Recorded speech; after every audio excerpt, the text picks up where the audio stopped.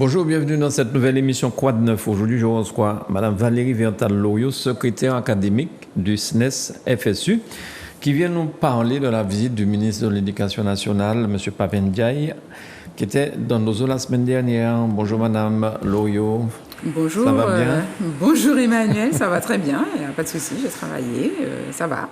Ça se passe toujours bien, la rentrée, tout va bien? Oui, les choses se passent bien, et puis on se fait petit à petit à nos locaux au lycée Schellcher, Oui. ça va, même s'il y a un certain nombre de difficultés académiques, en tout cas, dans le cercle de l'éducation nationale. Ce n'est pas toujours très facile, mais enfin, nous sommes là, le SNES est là pour pouvoir essayer d'aider les collègues quand ils ont des difficultés, notamment en ce moment, beaucoup de problèmes de paye, surtout pour certains AED, pour des AESH, enfin il y a des difficultés quand même. Hein. Alors la semaine dernière, il y avait grève du côté du lycée Schellcher. C'était pour des problèmes dans le bâtiment ou bien pour les problèmes de paie dont vous parlez? Non, la semaine dernière, il y avait une grève qui était une grève des agents. Hein, qui considèrent de l'ensemble de l'académie, hein, pas spécialement au lycée Schellcher, qui considèrent qui considéraient ou considèrent toujours, parce qu'il y a deux organisations syndicales et les deux n'ont pas arrêté la grève, qu'il n'y avait pas suffisamment de personnes chez les agents pour nettoyer les établissements, etc., mais non plus pas assez de matériel. Et c'est pour ça qu'il y avait grève et qu'il y a toujours grève, puisque j'ai entendu ce matin qu'il y a une des organisations syndicales qui est toujours en grève. Comment on peut expliquer ça? Parce que tout ça sont des choses, j'ai envie de dire, qui se préparent. C'est pas de l'improvisation. C'est qu'il manque du matériel. Je sais pas. C'est quoi? Hein? C'est de l'incompétence. C'est quoi? C'est toujours une question de coût. Hein, c'est ça. Hein. Moi, je me permettrai pas de taxer d'incompétents ceux qui essayent de faire au mieux. Cependant, c'est une question de coût aussi. Derrière, c'est des coûts humains et puis des coûts en termes de matériel. Mais par contre, il faut absolument donner des conditions de travail optimales aux personnes. Quoi. Ils peuvent pas, ils sont épuisés à la fin des journées. Il n'y a pas assez de personnes. Je prends juste l'exemple du lycée Schellcher. Le lycée, il est 3 fois plus grand. Donc, naturellement, il y a plus de travail. On ne peut pas demander au même nombre de personnes de nettoyer un établissement qui est 3 fois plus grand. Il y a aussi les machines. Il y a un certain nombre de machines, je sais, qui ont déjà été livrées au lycée. Cependant, bien évidemment, tout n'est pas le lycée Schellcher. Il y a aussi d'autres établissements, mais je me garderai bien de remettre en cause le mot d'ordre de grève des collègues, parce que quand une organisation syndicale décide de faire grève, c'est qu'elle a des raisons, des vraies raisons. C'est ça. Alors, ce nouveau ministre de l'Éducation nationale, Pape Ndiaye, reçu ici en grande pompe, j'ai envie de dire. Hein. J'ai vu les images, il était avec le président de la CTM. Est-ce qu'il est venu faire de belles annonces et puis comment vous l'avez trouvé C'est-à-dire qu'il y a plusieurs aspects dans le personnage. Hein. Moi, mais là, il était en tant que ministre. Il a commencé par inaugurer le lycée Schellcher, en fait, le vendredi. Ouais. J'y étais naturellement, puisque c'est mon établissement. Il a inauguré le lycée Schellcher en grande pompe. Oui, c'est vrai. Il y a eu un travail extraordinaire des élèves. En très peu de temps, qui ont su faire quelque chose d'extraordinaire. Et vraiment, je le disais ce matin, à quel point cette cérémonie nous a permis de nous rendre compte quelque part qu'on est dans une communauté, qu'on est fier d'appartenir à cette communauté. Et j'ai vu aussi l'avenir de ce pays dans cette jeunesse, avec beaucoup de plaisir et beaucoup d'émotion même, hein, oui. Qui ont pu présenter des choses extraordinaires, qui ont fait des monologues de théâtre, puisque le lycée Schellcher, on fait du théâtre au lycée Schellcher, c'est le seul lycée qui propose le théâtre aux élèves. Il y a eu des choses tellement extraordinaires que vraiment je suis tellement fière de mes élèves, mais aussi d'appartenir à cette communauté avec un passé aussi fort, aussi puissant, avec des personnalités importantes qui ont été élèves, qui ont été aussi enseignants au lycée Schellcher. Vraiment, c'est une vraie fierté. On a eu l'impression, tout le monde avait le sourire, comme disent les jeunes, tout le monde avait le smile, vraiment. Et encore ce matin, on ressentait cette émotion qu'on a ressentie. Et je ressens cette émotion-là dans votre voix et vos yeux pétillent lorsque vous parlez de ça. Alors, ce ministre paraît tellement jeune, s'il n'est pas sa veste et sa cravate, on aurait pu le prendre pour un élève du lycée. Il est tout jeune. Je ne sais pas exactement son âge, mais cependant, il est ministre. Donc, il Ouais. vient mettre en place une politique qui ne nous convient pas toujours, à nous, en tout cas au SNES. Et au-delà de ses origines, son côté... Enfin, c'est un historien, il a agrégé d'histoire, il est docteur en histoire, il a beaucoup travaillé sur toutes les questions de racisme, notamment aux États-Unis, etc. Mais au-delà de ça, il est venu en tant que ministre. Et il y a un certain nombre de choses qu'il a fallu lui dire. Moi, la première chose, je lui reproche de n'avoir pas reçu les organisations syndicales. On a eu un rendez-vous avec ses conseillers, mais qui a été demandé par les organisations syndicales, alors que je crois qu'un ministre vient sur un territoire comme celui de la Martinique, où il y a tant de difficultés. La première chose qu'on fait, c'est qu'on demande aux organisations syndicales de venir et qu'on vient en tant que ministre écouter ce que les organisations syndicales ont à dire.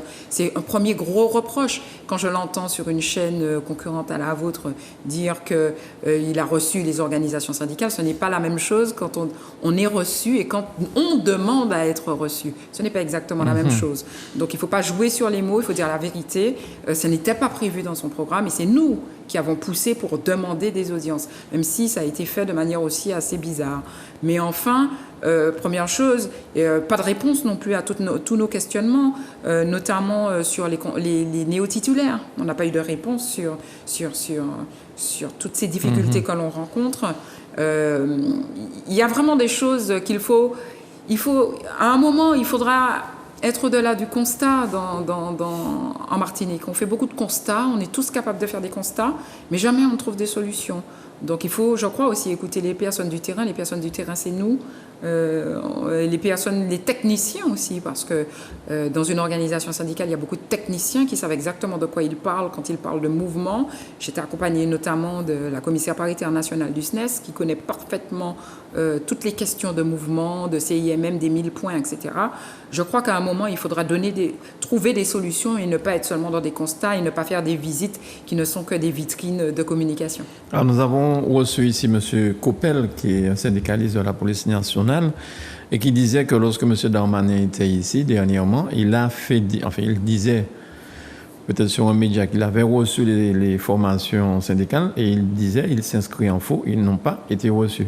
Donc, est-ce que c'est le gouvernement Macron, est-ce que c'est une méthode qu'ils ont de venir sur des territoires et puis de ne pas recevoir les... Est-ce que c'est un petit peu comme Sarkozy qui disait à l'époque qu'il n'y aura plus de grève bientôt en France parce que le syndicalisme est pratiquement démonté? C'est la méthode Macron. La méthode Macron, c'est écraser les organisations syndicales. C'est la méthode Macron. Je rappelle quand même que c'est lui qui a supprimé les commissions paritaires dans la fonction publique. Il y a la loi de transformation de la fonction publique qui a supprimé les commissions paritaires, sauf pour en tout cas dans l'éducation nationale, tout ce qui concerne les CAPA disciplinaires. Donc ça veut dire, c'est un signe.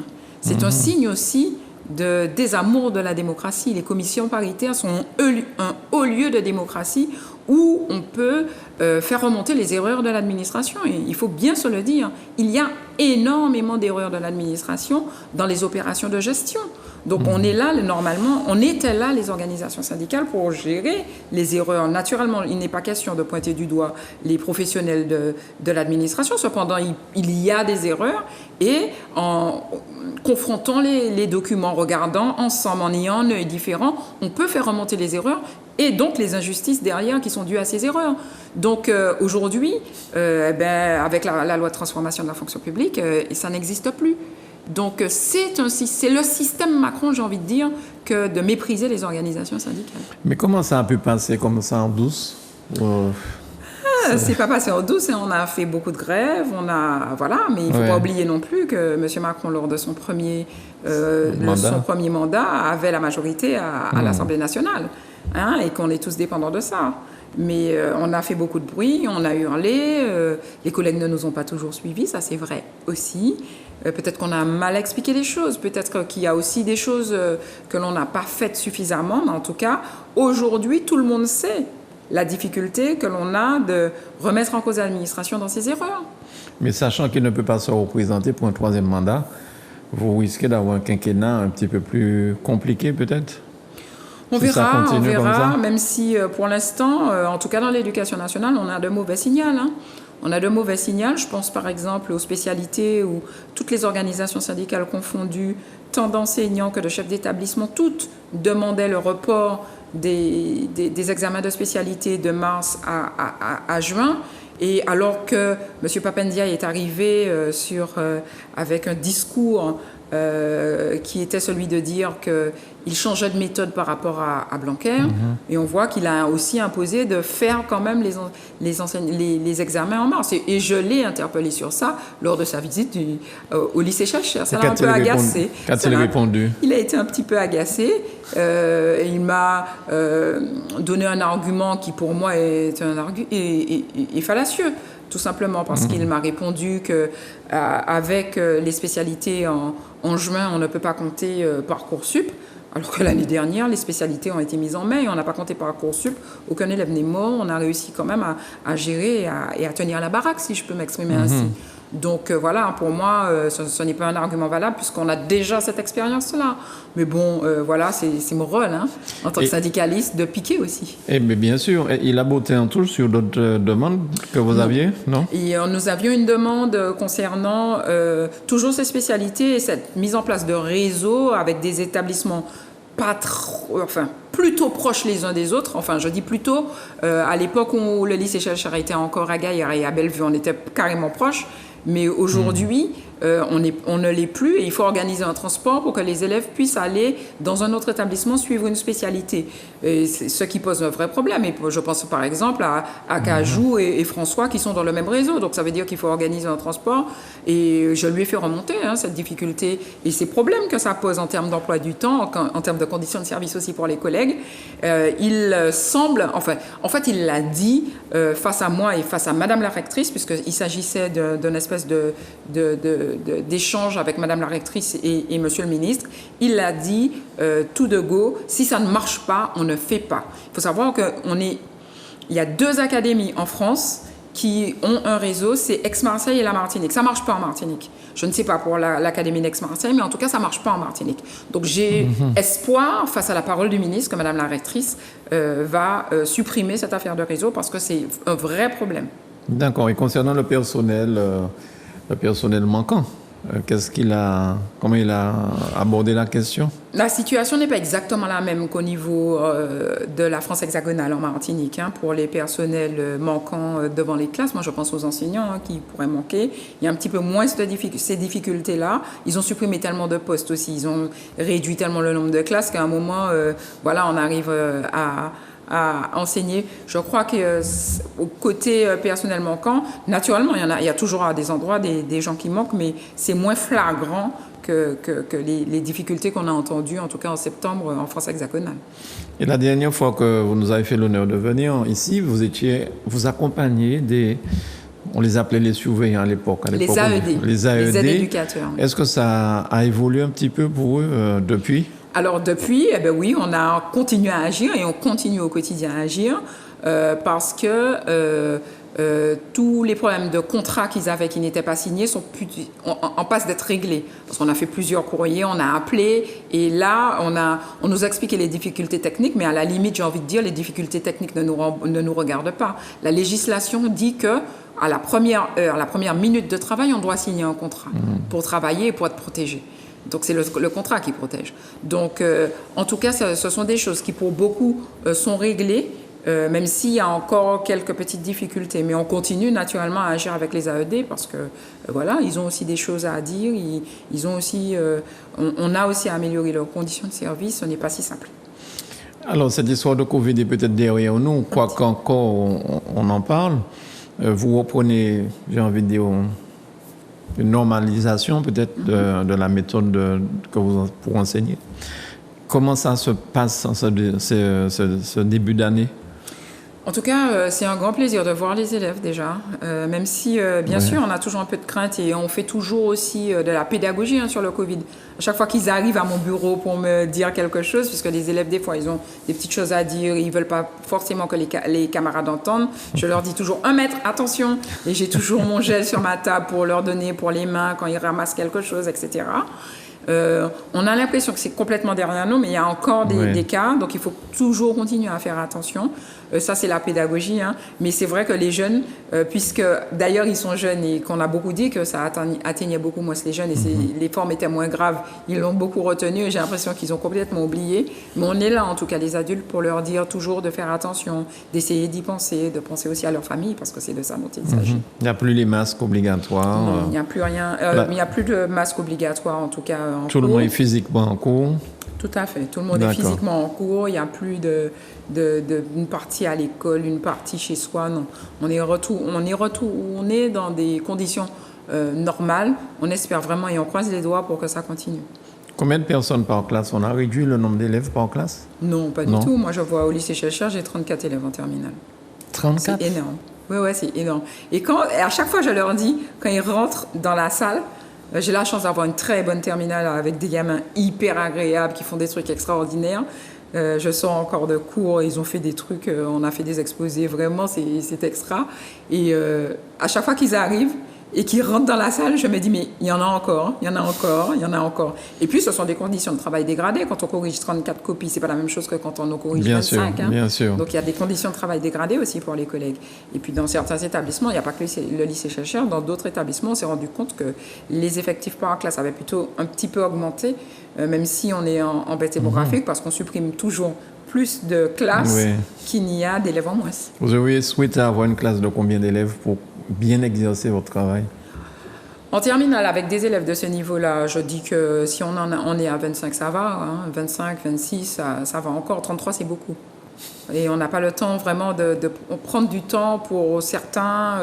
Et ça pose un vrai problème aussi, puisqu'il y a aussi des différences de niveau dans la classe, etc. Mais 33, 34, c'est beaucoup. C'est beaucoup d'élèves. Vous perdez votre voix souvent? Non. Je perds beaucoup ma voix en plus, puisque comme je suis une enseignante, donc j'ai l'habitude de parler fort. Oui. Et malheureusement, oui, je perds ma voix. Des fois, même dans la vie personnelle, je parle fort naturellement parce que c'est mon métier. Et puis on me dit, mais tu parles fort, Valérie. Donc je suis obligée d'essayer de gérer. Mais bon, c'est vrai que les enseignants, en général, ils parlent très fort. Vous parliez de Parcoursup tout à l'heure. Est-ce que vous pouvez expliquer ça? Parce que c'est assez récent, cette histoire de Parcoursup. À la Martinique, en tout cas. Alors, ça a été mis en place en même temps en Martinique qu'au niveau national. C'est une plateforme qui permet aux élèves de s'inscrire entre, en général, janvier et mars pour pouvoir avoir une formation supérieure après le bac. Toutes les notes de première et de terminale sont rentrées. C'est la première fois que pour pouvoir avoir une formation, on met les notes. Parce que normalement, avec le bac, c'était le premier grade de la formation universitaire. Donc, on met les notes et on fait des distinguos entre élèves et ça peut leur porter préjudice. On va dire pour certains que, bon, on va retrouver du sens à l'école, mais bon, derrière, on a un peu de mal à ne pas offrir une formation à un enfant qui la voudrait. Parce que quand il va vers une formation qu'il n'a pas souhaité parce qu'il ne restait plus de place, parce que clairement, c'est les meilleurs qu'on prend dans les formations. Eh bien, il va des fois là où il reste de la place. Les formations qui sont les moins demandées, clairement, on court à l'échec. C'est pas son choix. Et voilà, et on court à l'échec. Ouais. Et quand je vois le rectorat se satisfaire que tout le monde a eu une formation, sans dire qu'il y a tant d'élèves qui n'avaient pas demandé telle formation et qui ont dû se rabattre sur telle formation, ça me fait toujours... je me dis, franchement, il faut dire la vérité aux gens. Il y a des élèves qui sont acceptés dans des formations qu'ils n'ont pas demandé. Parce qu'ils sont obligés de passer au deuxième tour, donc de s'inscrire dans des choses auxquelles ils n'avaient pas pensé au premier tour, donc des choses qu'ils ne voulaient pas. Donc il faudrait dire la vérité. Et il y a des élèves qui, 2 ans plus tard, laissent tomber. C'est ça. Parce que, voilà. Parce qu'ils ne se plaisent pas. Mais bon, même des fois, quand ils ont obtenu aussi, il faut le dire, hein, quand ils ont obtenu aussi la formation qu'ils voulaient, ils peuvent aussi ne pas s'y sentir bien et ne pas avoir imaginé convenablement. Et il y a un vrai gros problème dans l'éducation nationale, c'est qu'il n'y a pas suffisamment de psy-EN dans cette académie. Ce sont les personnels qui aident les élèves à choisir leur orientation. Et aujourd'hui, il y a des brigades qui sont organisées dans l'académie, tout simplement parce qu'il n'y a pas assez de personnel psy-EN dans cette académie pour pouvoir suivre les élèves qui sont à des moments clés de leur orientation, comme par exemple au 3e, quand ils vont au lycée, en seconde, quand ils doivent choisir leur spécialité, en terminale. Enfin, il manque, et bien évidemment en terminale pour Parcoursup, il manque ces personnels qui sont des spécialistes de l'orientation et qui pourraient aider les élèves. Et il n'y en a pas assez dans cette académie. Donc finalement, dans les examens finaux, les résultats sont en baisse? Alors, cette année, on a une petite baisse des résultats en terminale, au bac. C'est ce qu'on avait noté. Et puis, c'est aussi le fait du contrôle continu. Je crois que les élèves n'ont pas assez compris que travailler au quotidien était fondamental. C'est 40% du bac. C'est le contrôle continu. Donc là, on leur a encore bien expliqué, mais bon, c'est la jeunesse aussi. Hein, parce que ça a toujours été examen en juin, et même si on a moins travaillé pendant l'année, on pouvait avoir son examen. Mais là, il y a un vrai contrôle continu avec des notes de première et de terminale qui sont comptabilisées. Donc là, vraiment, c'est un enjeu important que l'élève comprenne et que les familles aussi comprennent, que les notes du quotidien sont fondamentales pour avoir le bac. Mais à contrario, une élève qui est, durant toute l'année, excellente et qui, le jour de l'examen, a un problème, flanche, et elle n'a pas son bac, par exemple. A contrario, cette élève-là, si elle a bien bossé en première et en terminale, elle a déjà plus de chances d'avoir son bac. Oh, mais c'est rare, hein, les élèves qui ont été brillants tout leur parcours, et puis juste aux examens, c'est vraiment très rare. Ça arrive aussi, et puis ils peuvent être malades, mais il y a une session de rattrapage aussi en septembre pour les élèves qui ont été malades en juin et qui n'ont pas pu passer leurs examens. Mais c'est très, très rare. Les bons élèves, ceux qui travaillent toute l'année, qui ont des notes brillantes, ça arrive qu'ils aient des notes moins brillantes au bac. Ils passeraient de 16 à 12, mais de 16 à 0, c'est bizarre. C'est très, très rare. Le syndrome de la page blanche, par exemple, le jour de l'examen. C'est très, très rare, parce qu'en général, ils apprennent, ils connaissent leur cours et ils y arrivent. C'est vraiment très, très rare. Il y a le problème de la violence, pas cette année qui vient de commencer, mais de manière générale, est-ce qu'on arrive plus ou moins à juguler ça et puis C'est pas si facile, hein, et particulièrement dans certains établissements, c'est pas si facile pour les collègues. Bien évidemment, on peut pas dire non plus qu'on est dans une violence extraordinaire, mais bon, il y a des établissements qui sont difficiles, hein, on n'arrive pas toujours à juguler. Il faut aussi qu'il y ait des relations saines avec les parents, c'est ça aussi. Malheureusement, les parents de ces enfants-là qui sont en difficulté et qui sont violents, ils ont honte, ils viennent pas dans l'établissement, on a du mal à les toucher. C'est pas si simple, ce sont des phénomènes très difficiles et puis des phénomènes pour lesquels il manque de personnel aussi. Dans les établissements les plus difficiles, il devrait y avoir une vie scolaire beaucoup plus importante parce que c'est le poumon d'un établissement, une vie scolaire. Les CPE fournissent énormément de travail avec les AED pour pouvoir maintenir un climat sain de travail au sein de nos établissements. Et dans ces établissements-là, il faudrait qu'il y ait... il y a une tentative au rectorat de mettre en place des clés de répartition en fonction de la taille de l'établissement, en fonction du fait que l'établissement soit en éducation prioritaire, etc., pour pouvoir trouver, pour qu'il y ait un petit peu plus de personnel dans ces établissements-là. Mais le problème, c'est qu'on répartit toujours la pénurie, quoi. Il n'y en a jamais assez, donc au lieu d'avoir plus de postes, on en a moins, pas suffisamment. Et même si dans la clé de répartition, on en a plus, mais ce n'est quand même pas assez face aux difficultés auxquelles on a à faire face. Mais globalement, c'est pas toujours facile pour les collègues dans certains établissements. Est-ce qu'il aurait fallu mettre la Martinique entière en éducation prioritaire. Voilà, éducation prioritaire. Est-ce que ça aurait arrangé les choses? C'est une demande du SNES, qui est un mandat aujourd'hui, parce qu'on l'a voté au précédent congrès de Montpellier pour les Outre-mer. On a tellement de difficultés structurelles, en fait, qui font qu'aujourd'hui, nous avons considéré que ça avait du sens que l'ensemble de l'académie soit classé en éducation prioritaire pour pouvoir obtenir quelques moyens supplémentaires pour pouvoir travailler mieux. Donc, pour nous, c'est quelque chose d'important aussi, que de permettre aux collègues de travailler dans un peu de meilleures conditions, parce que quand on est en éducation prioritaire, il y a un petit peu plus de moyens. Même s'il y a certains établissements qui ne relèvent pas particulièrement, c'est pas parce deux établissements ne relèvent pas qu'on ne fait pas pour l'ensemble. Parce que nous, en fait, au SNES et à la FSU, on se tire par le haut et pas par le bas. Madame Valérie Vertaloyo, merci beaucoup. Merci en tout cas. Une fois de plus de nous avoir éclairé sur les conditions scolaires à la Martinique. Merci beaucoup. Merci. Je rappelle que vous êtes secrétaire académique du SNES FSU. Exactement. À bientôt sur Zouk Télévision. À bientôt.